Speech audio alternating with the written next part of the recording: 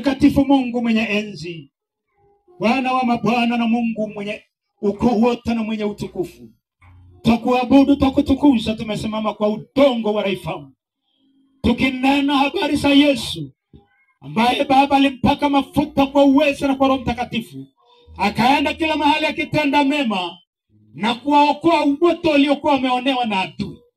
Bwana, tunakutukuza kwa habari za Yesu, kwamba tumepeana habari hizi kwamba Yesu mwana wa Mungu alikuja kutafuta na kuokoa kilichopotea.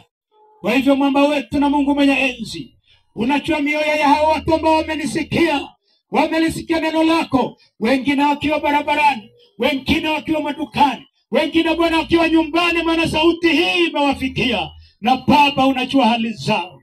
Naomba shughulikia mtu, ingia kwake, shughulikia mtu asiyelala, maana amerushiwa majini yanayonyonya damu.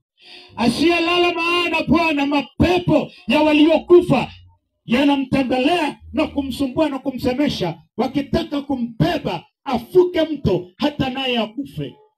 Baba, shughulikia ambaye ameng'ang'ana akitaka kuacha pombe, isiwezekana maana ni kifungo.